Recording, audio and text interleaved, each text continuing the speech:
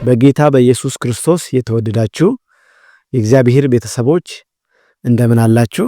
እግዚአብሔር አምላከን ስለዚህ መልካም ጊዜ እጅግ አድርገን እናመሰግነዋለን። በዚህ አይነት መንገድ በተለያየ ቦታ በተለያየ ሁኔታ ውስጥ ሆነን ቃሉን እንድናጠና አብረን እንድንጸልይ መንፈሳዊ ነገር ላይ ጊዜ እንድንወስድ እድል ስለሰጠን እግዚአብሔርን ስለነዚህ ቃሉን ስለምናጠናባቸው እድሎች ጌታ ኢየሱስ እናመሰግናለን። በያላችሁበት እግዚአብሔር የረዳችሁ እንደሆነ እምነት አለኝ። በተለያየ ሁኔታ ውስጥ ሆናችሁ እየሰማችሁ የተካፈላችሁ እንደሆነ አምናለሁ። ስለሰማነው የእግዚአብሔር ቃል እያጠናነው ስላለ ቃል ጌታ እናመሰግናለን። 5ቱን ቀናት ስንካፈል እንደነበረው ጌታችን ኢየሱስ ክርስቶስ ደቀ መዛሙርቱን እንዴት እንደጠራቸው ሲጠራቸው ምን አይነት ሰዎች እንደነበሩ እያየን ነበረ። በተለይ ደግሞ በ5ኛው ቀን ደግሞ እንዳየነው ጌታ ኢየሱስ ክርስቶስ ከጠራቸው በኋላ እንዴት አድርጎ ለስራው በገጣሚ እንደሚሆኑ ሲያሰለጥናቸውና በልዩ ልዩ ፈተና ውስጥ እያሳለፈ ሲሰራቸው እንደነበረ ለመመልከት ሞክረናል። ዛሬ ደግሞ በመጨረሻው ቀን ማለትም በ6ኛው ቀን የመጨረሻው መልእክት ይዤላችሁ ቀርባለሁ። እግዚአብሔር በዚህ መልእክት ይናገረን። የእግዚአብሔርን ቃል ደግሞ እንድንሰማ እንደ ሰው ቃል ሳይሆን እንደ እግዚአብሔር ቃል ፍጹም እንድንሰማ ጌታ እንዲረዳ ምኞቴ ነው። ይህ እግዚአብሔር ቃል ስለሆነ የሚሰራ ስለሆነ ስንሰማው ይሰራል፣ በልባችን ስናምነው ይሰራል፣ ስናሰላስለው ይሰራል። ስለዚህ ይህን የከበረ ቃል በጌታ ስም አካፍላችኋለሁ። የቃሉን ፍቺ ደግሞ ጌታ ኢየሱስ በያላችሁበት በመንፈስ ቅዱስ አማካኝነት እንዲገልጥላችሁ ምኞቴ ነው። የጌታን ቃል በማንበብ ይጀምራለሁ። ዮሐንስ ወንጌል ምዕራፍ 13 ቁጥር 1 ኢየሱስም ከፋሲካ በዓል በፊት ከዚህ ዓለም ወደ አብ የሚሄድበት ሰዓት እንደደረሰ አውቆ በዚህ ዓለም ያሉትን ወገኖቹን የወደዳቸውን እስከ መጨረሻ ወደዳቸው። ስሙ ይባረክ። የወደዳቸውን እስከ መጨረሻ ድረስ ወደዳቸው ይላል። ሲወድ ጌታ ላይጠላ ነው እርሳችን ስንነጋገር እንደነበረው። ስለዚህ ጌታ ኢየሱስ ወደ የዓለምን ቆይታ ጨርሶ ከፋሲካ በኋላ ምን እንደሚሆንና ወደ አባቱ እንደሚሄድ እያወቀ የወደዳቸውን እነዛ ደካሞቹን እነዛ የማያምኑበትን በትክክል የማይቀበሉትን ወይም ደግሞ ወጣ ገባ የሚሉትን የማይጸኑትን ደካሞቹን እስከ መጨረሻ ድረስ ወደዳቸው ይላል። በእርግጥ እዚህ ላይ 12 ደቀ መዛሙርት ብቻ ሳይሆን ብዙዎች የሚጠቃልልም ቢሆን በዛ ውስጥ ግን ደቀ መዛሙርቱ አሉ። ስለዚህ ኢየሱስ የወደዳቸውን እስከ መጨረሻ ይላል። ሐሳብ አልቀየረም። መጀመሪያ ወዷቸውን የጠራቸው አሁን ደግሞ እስከ መጨረሻ ድረስ ወደዳቸው ይላል። እንግዲህ በዚህ ይሁዳንም ይጨምራል። ወዶታል። እሱ ራሱን ቢብሎ እስከሄደበት ቀን ድረስ ጌታ ኢየሱስ ይሁዳን ይወደው ነበር። ምክንያቱም እግዚአብሔር እንደ ሰው አይደለም ይላል። ስለዚህ ይወደዋል። ጌታ ስሙ የተባረከ ይሁን። ዮሐንስ ወንጌል ምዕራፍ 21 ቁጥር ከ1 ጀምሮ ያለውን የጌታን ቃል ላንብብ። ዮሐንስ ወንጌል ምዕራፍ 21 ቁጥር 1 ከዚህ በኋላ ኢየሱስ በጥብርያዶስ ባህር አጠገብ ለደቀ መዛሙርቱ እንደገና ተገለጠላቸው። ቁጥር 2 ዋናው ሐሳብ የጀመረው እዚህ ጋር ነው የሚፈልገው። እንዲህም ተገለጠ እና ስምዖን ጴጥሮስና ዲዲሞስ የሚባለው ቶማስ ከገሊላ ቃና የሆነ ናትናኤልም የዘብዴዎስም ልጆች ከደቀ መዛሙርቱም ሌሎች 2 በአንድነት ነበሩ። ቁጥር 3 ስምዖን ጴጥሮስ አሳ ላጠምድ እሄዳለሁ አላቸው። እነርሱም እኛ ካንተ ጋር እንመጣለን አሉት። ወጥተውም ወደ ታንኳይቱ ገቡ። በዛችም ሌሊት ምንም አላጠመዱም ይላል። ቁጥር 4 በነጋም ጊዜ ኢየሱስ በባህር ዳር ቆሞ፣ ደቀ መዛሙርቱ ግን ኢየሱስን መሆኑን አላወቁም ነበር። ኢየሱስም ልጆች ሆይ አንዳች የሚበላ አላችሁን አላቸው። የለንም ብለው መለሱለት እያለ ይቀጥላል። እዚህ ክፍል ላይ ትንሽ በጣም ይገርመኝ ዮሐንስ ወንጌል ምዕራፍ 21 ላይ ከዚህ በፊት ጌታችን ኢየሱስ ክርስቶስ ከሞት ከተነሳ በኋላ ለሴቶቹ መጀመሪያ እንደታየ ከዛም ጴጥሮስም ሄዶ ደግሞ መቃብሩ ላይ የጌታ የኢየሱስ ክርስቶስን እንዳላገኘው በድኑን እንዳየ የመጽሐፍ ቅዱስ ተጽፏል። እንደገና እዚህ ክፍል ላይ ደግሞ የምንመለከተው ጴጥሮስ ይላል። ጴጥሮስ እኔ መሄዴ ነው ይላቸዋል። ከዛ ሌሎቹ ደቀ መዛሙርቶችም እኛም አብረን እንሄዳለን። እንግዲህ እዚህ ላይ ብዙ ተብራራ ሌሎችን ወንጌላቶችን አላነበብኩም ጊዜ ስላልበቃኝ ነው። ግን እዚህ ላይ ምንድነው ጴጥሮስ ሌሎችን ከሱ ውጪ 6 ደቀ መዛሙርቶችን አስከትሎ ምንድነው የሚለው? እንደውም ቁጥር 3 ላይ ስምዖን ጴጥሮስ አሳ ላጠምድ እሄዳለሁ አላቸው። አንዳንድ ትርጉሞች ላይ እኔ አሳ ላጠምድ መሄዴ ነው ብሏቸዋል ይላል።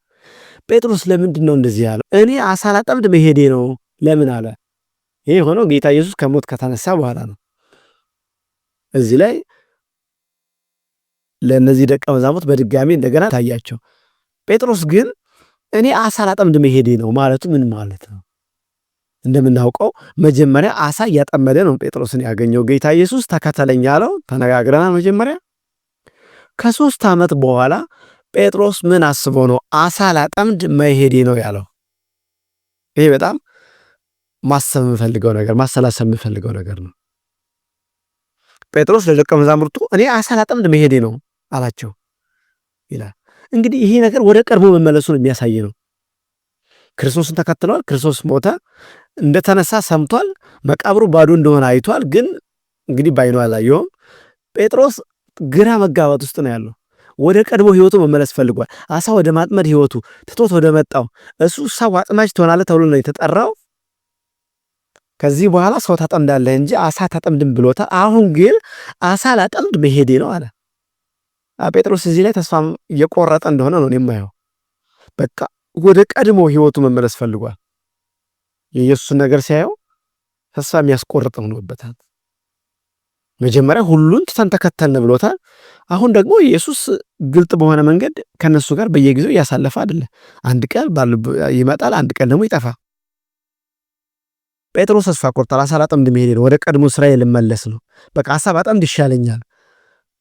ምክንያቱም የኤማውስ መንገደኞችንም ስናይ ይበጀናል፣ እስራኤልን ነፃ ያወጣል ብለን ብዙ ተስፋ አድርገነው የነበርነው እኛ አሁን ግን በሞተ ጊዜ ተስፋ ቆረጥን ነው። በቃ ተስፋ አድርገነው ነበረ፣ መሲሁን ተስፋ አድርገነው ነበረ። ግን ተስፋችን ባዶ ነው፣ ምንም ጥቅም የለውም፣ በጣም ጉም መዝገን ነው ብለው ነው በጌታ ሲነግሩት የነበሩ። ልክ እዚህ ላይም ጴጥሮስ አሳ ላጥመድ መሄዴ ነው። እነዚህ የኤማውስ መንገደኞችም እየሄዱ ነው፣ ተስፋ ቆርጠው ኢየሱስ የመለሳቸው። ደግሞ የጴጥሮስ መሄድ አልበቃ ብሎ እኔ አሳ ላጠምድ መሄዴ ነው። ትሄዳላችሁ ነው ሜሴጁ ወይስ እዚህ ትቆያላችሁ? በደቀ መዛሙርትነታችሁ ትቀጥላላችሁ በዚህ ህይወት ወይስ ከኔ ጋር ወደ ቀድሞ ስራ ትመለሳላችሁ ነው ነገሩ። ጴጥሮስ በጣም ተጽዕኖ ፈጣሪ ስለነበረ እነርሱም አረኛም አብረን እንሄዳለን፣ ከአንተ ጋር እንሄዳለን አሉት። ከዛ በኋላ ሄዱ። ለመጀመሪያ ጊዜ ከ3 ዓመት በኋላ አሳ ለማጥመድ ታንኳ የተጠቀሙት። ከዚህ ውጭ ግን ኢየሱስን በታንኳ ለማሻገር ከሆነ ቦታ ወደ ሆነ ቦታ ለመሄድ እንጂ ወይ ደግሞ ጌታ ኢየሱስ ክርስቶስ በባህር ላይ ሆኖ ወንጌል ለመስበክ ታንኳውን ካልተጠቀመ በስተቀር አሳ ለማጥመድ ደቀ መዛሙርቱ ስራ ብለዋል ሄዱ። እዚህ ተስፋ መቁረጣቸውን የሚያሳይ ነው። 3 ዓመት ሙሉ የተከተሉትን ኢየሱስ እንዲህ በዋዛ ትተው ሲሄዱ አያሳዝንም? በእርግጥ ኢየሱስ ከነሱ ጋር የለም፣ ከሞት እንደተነሳ ነው። የት እንዳለ በዛ ጊዜ አይታወቅም። እነሱ ግን ተስፋ ቆርጠዋል። ከዚህ በኋላ ኢየሱስን መከተል ይቅርብን፣ ወደ ቀደመው ስራችን ሄደን የቀደመውን ህይወታችንን እንገፋለን ነው። በጣም ይገርማል፣ በጣም ይገርማል። ሄዱ። መሄዳቸው የሚገርመኝ ጴጥሮስ እነዚህን ከሱ ጋር 7 ደቀ መዛሙርትን አሳምኖ ይዞ ሄደ። አገልግሎት ተውን ሄዱት። 7 አጥማጆች ትሆናላችሁ የተባሉት ሰዎች ትተው ሄዱ። ደቀ መዛሙርትነትን እንደዋዛ ተው፣ ተስፋ ቆርጠው ነው ሄዱት። ከሄዱ በኋላ የለመዱትን ስራ ጀምሮ አሳ ማጥመድ። ጌታ ደግሞ ስሙ ይባረክ። አሳ ሲያጠምዱ እንደ መጀመሪያው ጴጥሮስን እንደጠራው አጠራር አሳው እንደያዝ ነገሩን ዘጋ። ምንም አሳ መያዝ አልቻሉም። ምናልባትም አሳ ቢያጠምዱ ኖሮና ቢሳካላቸው ኖሮ አላውቅም። እዚህ ጋር ግን ጌታ አሁንም ስለሚፈልጋቸው ትተውት ቢሄዱ እሱ ግን ርቀው እንዳይሄዱ እንዳይሳካላቸው እያደረገ ልባቸውን ይይዝ ነበረ።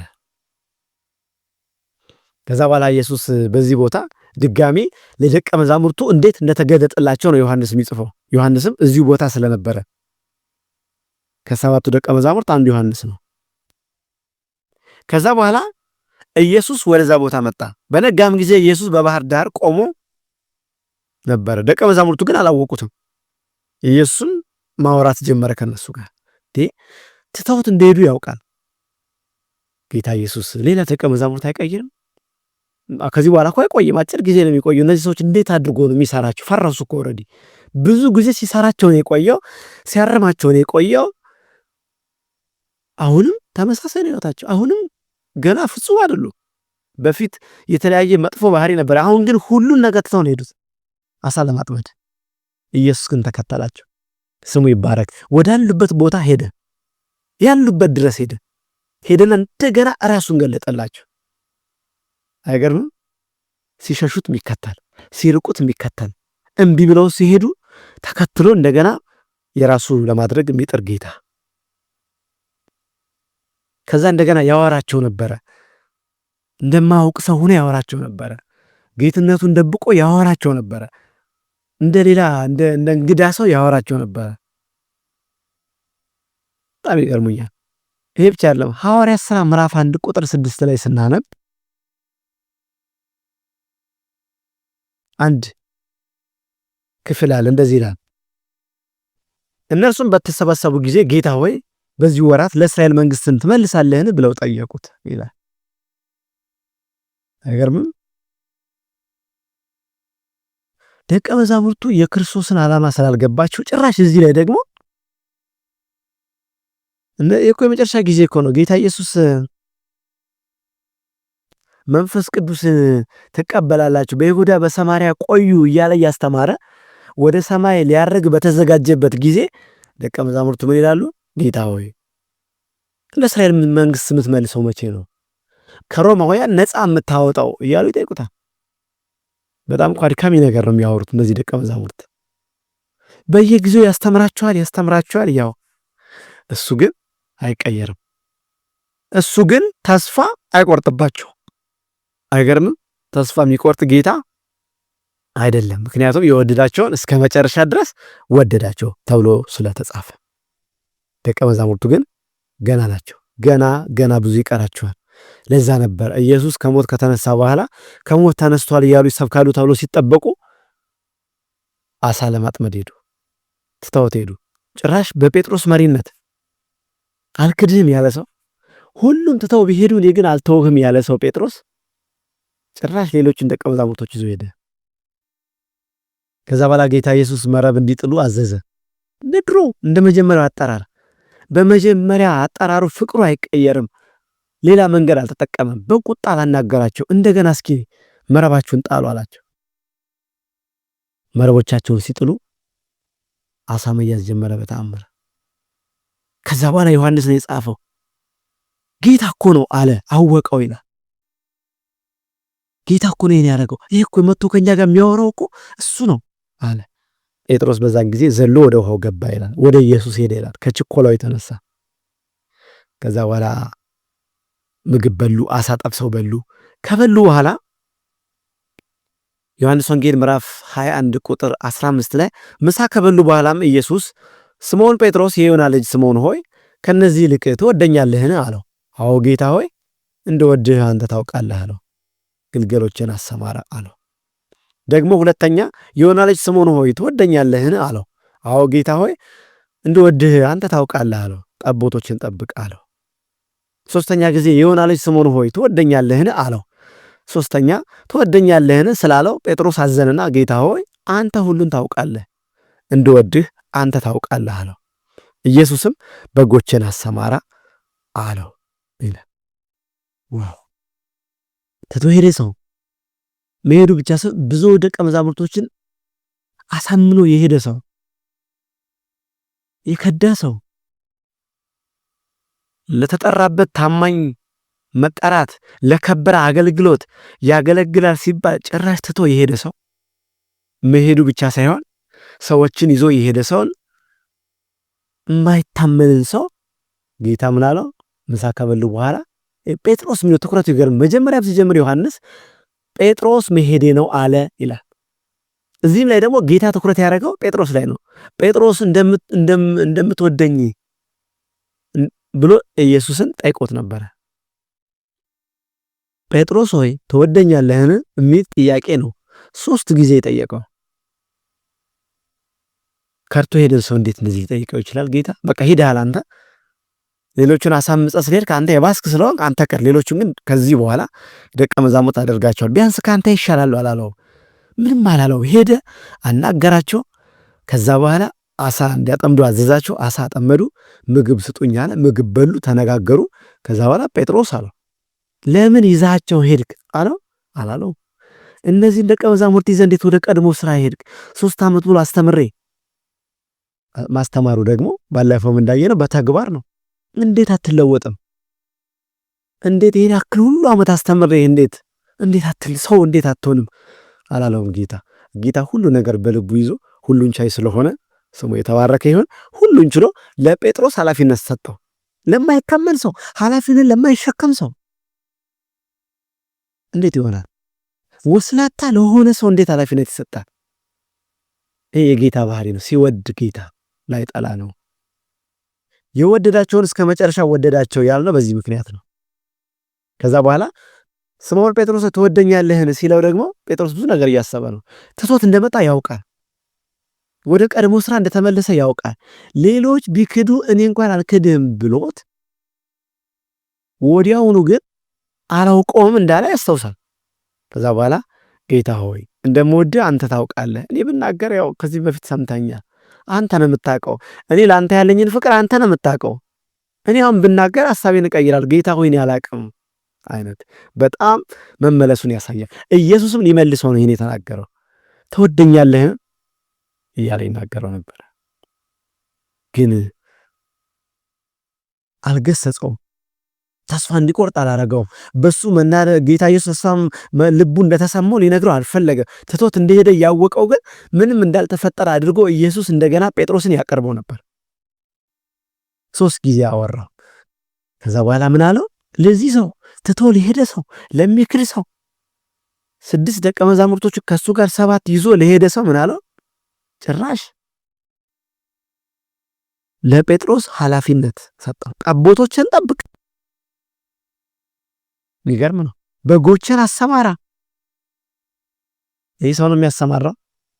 ለተኩላ ትቷቸው ይሄዳል እንጂ በእኔ ሐሳቤ እናንተም አስቡ። ይህ ሰው ነው መንጋ የሚጠብቀው። ይህ ሰው ነው የክርስቶስን ቤተሰብ የሚጠብቀው። ይህ ሰው ነው የክርስቶስን ተከታዮችን የሚጠብቀው። መጋቢው ነው የሚመግብ። ይህ ሰው ነው ሐሳቡ የሚቀያየር ሰውን፣ የማይታመን ሰውን ኢየሱስ አምኖ ኃላፊነት ሰጠው። መንጋውን እንዲጠብቅ፣ በቃሉ እንዲመግር፣ እንዲንከባከብ፣ ወንጌልን እንዲሰብክ፣ ያልበረቱን እንዲያበረታ፣ በቃሉ በጎቹን፣ ምስኪኖቹን፣ የእግዚአብሔርን ልጆች ኃላፊነት ሰጠው። እኔ መሄዴ ነው። ከዚህ በኋላ ኃላፊነት የምሰጠው ለአንተ ነው። ሃሌሉያ! አይገርምም? ለጴጥሮስ እንደዚህ ይባላል፣ ግን ኢየሱስ እንዲህ ነው የሚያደርገው። ስሙ የተባረከ ይሁን። ግልገሎችን አሰማራ፣ ተንከባከባቸው፣ የማይችሉትን እየተሸከምክ መግባቸው። ጴጥሮስ ምን እንደሚሰማው አውቃለሁ። እኔ የማልችለው እኔ ኮብላዩ ማለቱ አይቀርም። ኢየሱስ ግን ኃላፊነት እየሰጠ የራሱ ያደርጋል። አይጨክንም። በብሉይ ኪዳን እንደተጻፈ በዘፍጥረት መጽሐፍ ላይ ምዕራፍ 4 ላይ ቃየል ወንድሙን ከገደለ በኋላ ያው ከኃጢአቱ የተነሳ ተቅበዝባዥና ስደተኛ በሆነ ጊዜ ለእግዚአብሔር እንደዚህ ብሎ ጮኸ። ጌታ ሆይ አለ፣ ኃጢአቴና በደሌ ልሸከማት አልችልም አለ ብሎ ወደ እግዚአብሔር ጮኸ ይላል። በዛን ጊዜ እግዚአብሔር አዘነለት ይላል። ከዛ ምን አለው ይላል? እግዚአብሔር እሱን ሰዎች እንዳይጎዱት ቃየል የሚበቀል ሰው ካለ እንዳይበቀል እንደው ምልክት አደረገበት ይላል። ሰዎች አይተው እንዳይጎዱት ነፍሰ ገዳይ ነው ነግሮታል። በኃጢአት ላይ ንገስባት ብሎ እግዚአብሔር እድል ሰጥቶት እድሉን ያልተጠቀመ ሰው ነው። ይባስ ብሎ ወንድሙ የገደለ ነው። ለሶስተኛ ጊዜ ወንድሜ የት ነው ሲለው ንስሐ መግባት ሲገባው 3 የእግዚአብሔርን ምክሮች ያልሰማ ሰው ነው ቃየል።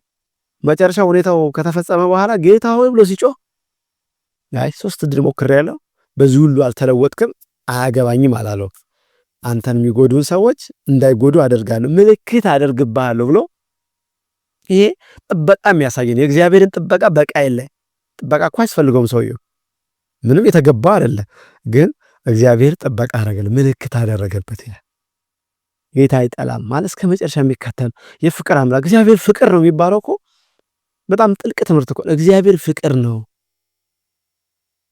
አንዱ እንግዲህ ይሄ ነው መግለጫው የሚሆነው። ብዙ ጊዜ እንፈራለን ማለት መልካም ስንሰራ እግዚአብሔር የሚወደን በእኛ ደስ የሚለው፣ ክፉ ስንሰራ ደግሞ ቶሎ የሚቆጣ ወይም ደግሞ ቶሎ የሚቀጣን መስሎ አንዳንዴ እንስላለን። ግን እንደዛ አይደለም። አንዳንዴ ሰይጣን ነው እንደዚህ የሚያደርገው። እግዚአብሔር የሆነ ጥፋት ስናጠፋ ወዲያውኑ እግዚአብሔር ትዕግስት እንደሌለውና ፈጥኖ አንዳች እንደሚያደርገን ሰይጣን በአእምሮአችን ሊስል ይፈልጋል። ትዕግስት እንደሌለው እግዚአብሔር ምንም ትዕግስት እንደሌለው አርጎ ሰይጣን ይስላል። ሌላ ሁለተኛው ሰይጣን የሚሸውደን እንደፈለክ ኑር ምንም አይልህም የሚልም አለ። እንደፈለክ በምህረቱ ተጫወት እግዚአብሔር ምንም ሁለቱም ኤክስትሪም ናቸው። አንዱ እግዚአብሔር ምንም ማይታገስ የኛን ያክል እንኳን ትዕግስት ያለው የማይመስላችሁ ሰዎች አሉ። ሁለተኛው ደግሞ እንደፈለክ። ሁለቱም ትክክል አይደሉም። ምክንያቱም ልጅነት አይወሰድም፣ ደህንነት አይወሰድም። ጴጥሮስን ጠርቶታል፣ አንድ ጊዜ ልጅ ብሎ ጠርቶታል። ራሱን እምቢ ብሎ ካልሄደ ጌታ ይወስድበት። መልካም ስናደርግ እየተሰጠ ክፉ ስናደርግ ደግሞ ልጅነት ከኛ እየተወሰደ እንደ ልብስ የምንለብሰውና የምናወልቀው ሳይሆን ጌታ መልካም ስናደርግ ይወደናል፣ ስንወድቅም ደግሞ ፍቅሩ ለኛ ያው ነው። ግን ይሄ ጸጋውን ግን ማባከን በጸጋው ላይ ግን ማላገጥ የለብንም። ለጸጋው ክብር መስጠት አለብን። ግን ኢየሱስ ሰፊ ትከሻ አለው። በጣም ትዕግስት እንደሌለው አድርጎ ሰይጣን ይስላል። ይሄ በጣም የተሳሳተ ነው። ስለዚህ ኢየሱስ ሁልጊዜ መጽሐፍ ቅዱስም እኮ ይላል ለሙሴ እኮ ያለው በሚታዘዙኝ እስከ 1000 ትውልድ ምሕረትን አደርጋለሁ፣ በማይታዘዙ ግን እስከ 4 ትውልድ ያለው። አያችሁ፣ ብዙ መቆጣት እንኳን እግዚአብሔር አይችልበትም። ብዙ መማር ግን ለሚታዘዙ ግን ብዙ መባረክ ግን ይችልበታል። እሱ ካለ መባረክ ይልቅ መባረክ ነው የሚቀናው። ካለ መማር ይልቅ መማር ይቀናዋል። ይሄ የእግዚአብሔር የልብ ሐሳብ ነው። ስለዚህ ኢየሱስ ክርስቶስ ፈጥኖ እርምጃ የሚወስድ አይደለም፣ በጣም የበዛ ትዕግስት ያለው ነው። መጽሐፍም እኮ ይላል ደቀ መዛሙርቱ እንክርዳድ ተዘርቶ አየን በእርሻው ላይ በማሳው ላይ ሂደን እንንቀለውን አሉት። ማቴዎስ ወንጌል ምዕራፍ 13 ላይ እንዲያንተ መልካም ዘር ዘርተ ነበረ፣ ይሄ እንክርዳድ ከየት መጣ ሲሉት አይ ክፉ ነው የዘራው አላቸው። ሂደን እንንቀለው እንክርዳዱ ሲሉት ገና ነው አላደገም፣ ተውት አብሮ ከስንዴው ጋር ይደግ። ምክንያቱም ገና ቡቃያ ስለሆነ ስትነቅሉ ስንዴውን ማብራችሁ ትነቅሉታላችሁ ይላል። አያችሁ፣ ኢየሱስ ክርስቶስ እስክናድግ ድረስ እድል ይሰጠናል። በዚህ ውስጥ መጨረሻ ላይ እንክርዳዱ ሲነቀል ስንዴው አይነቀልም። ተውት አለ ጌታ፣ ይቆይ ስንዴው ይጠንክር። ኢየሱስ እንደዚህ ነው። ትተው ሄደውን ጴጥሮስ ትተው ሄዱትን ሌሎቹን ደቀ መዛሙርት ተከትሎ ሄዶ ጭራሽ የቤቱን አደራ ከዚህ በኋላ መሄዴ ነው፣ እዚህ አልቆይም፣ ከዚህ በኋላ ኃላፊነት የምትወስዱት እናንተ ናችሁ ብሎ ለጴጥሮስ ለማይጸናው ሐሳቡን ለሚቀያየረው ሰው ኃላፊነት ሰጠ። እኔ ምንም ማራለሁ እዚህ ላይ በተለይ ለወጣቶች እድል መስጠት፣ ኃላፊነትን መስጠት። ወጣቶች በብዙ ነገር ብዙ ከባህሪ ጋር በተያያዘ ከእድሜ አለመብሰል ጋር በተያያዘ ከልምድ ማነስ በተያያዘ ብዙ ነገሮችን ለመሸከም አቅሙ ላይኖር ሊችል ይችላል። እንደ ትላልቅ ሰዎች ልምድ ላይኖር ይችላል። ግን ኃላፊነት መስጠት በጣም ጥሩ ነው። ጌታ ኢየሱስ እነዚህ አልበቁም ለተባሉት እኔ በሆነ ለጴጥሮስ ኃላፊነት አልሰጥም። ኢየሱስ ግን ኃላፊነት እየሰጠ እየወደደ ብዙ ፍቅር እየሰጠ ነበረ የራሱ ያደረጋቸው። ኢየሱስ አይቸኩልም እና እኔ በጣም የተማርኩት ለወጣቶች ኃላፊነት መስጠት፣ እምቢ ላሉ ሰዎች ተከትሎ ሄዶ ትረስት ማድረግ ማመን። እነዛን ሰዎች የማገለግልበት ቤተክርስቲያን ነውና የገና ጊዜ ስጦታ እንሰጣጣለን። አረሳውምና የገና ስጦታ ስንሰጣጥ አንድ ወጣት ነበረ እና ወጣቱ በአጋጣሚ ጸጉሩ በጣም ያደገ ነው እና ተማሪ ነው፣ የዩኒቨርሲቲ ተማሪ ነው እና ከሱ ጋር ስጦታ የሚቀያየሩ ሰዎች እጣ ደርሷቸው ነበርና ለሱ ስጦታ የሚሰጠው ሰውዬ እሱ መሆኑን እንዳወቀ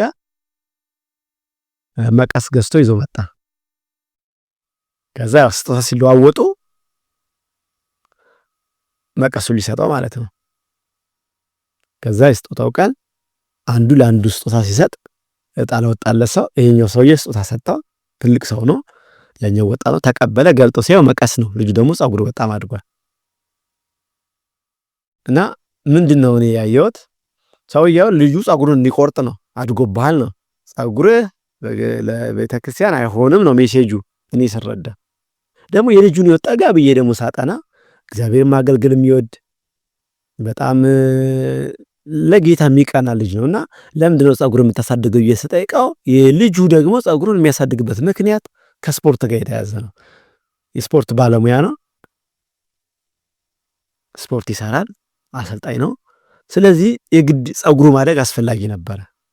ግን ሰውየው በዛ መንገድ ሊያርመው ፈለገ። ማለት በጣም ፈጥነን ለማረም መቸኮል የለብንም።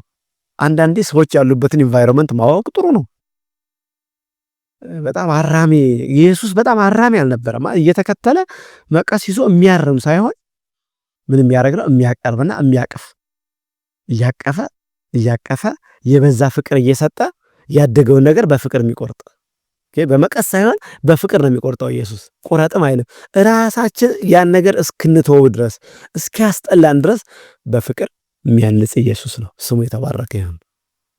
ስለዚህ ዛሬ ስንጨርስ ሲወድ ጌታ ላይጠላ ነው የሚሸከም፣ ልበ ሰፊ፣ ትከሻው ሰፊ፣ ትዕግስቱ የማያልቅበት ሰው እስክንሆን ድረስ ተሸክሞ የማይሰለች ስንሄድ የሚከተል በእኛ ተስፋ የማይቆርጥ ነው። በጴጥሮስ ተስፋ ያልቆረጠ በአንተ እንዴት ተስፋ ይቆርጣል? በጴጥሮስ ተስፋ ያልቆረጠ በአንቺ እንዴት ተስፋ ይቆርጣል?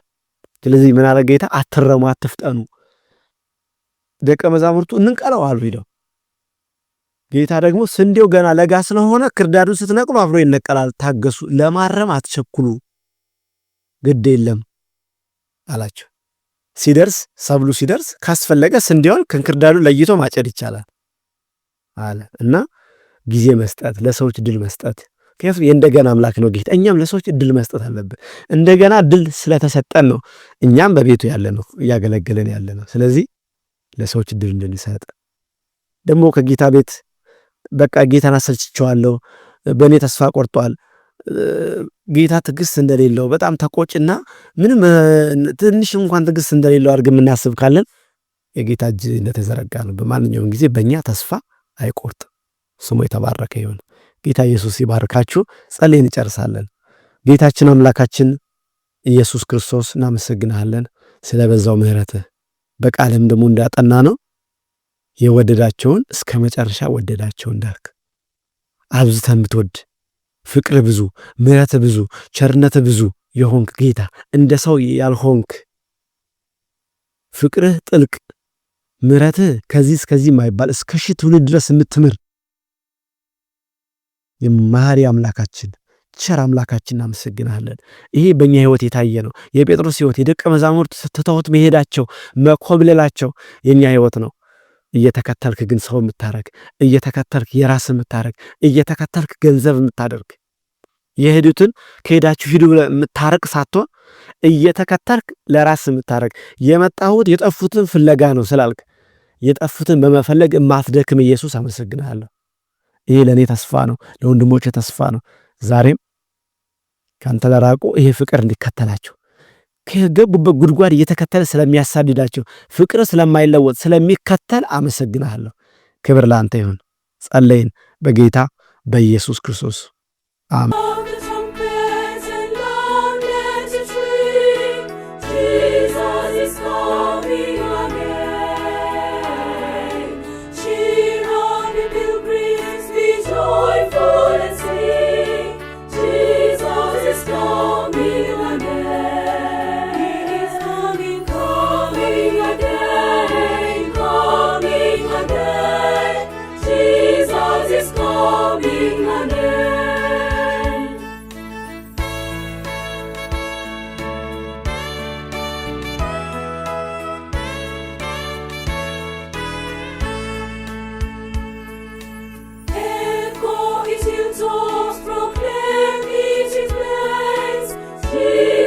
is coming.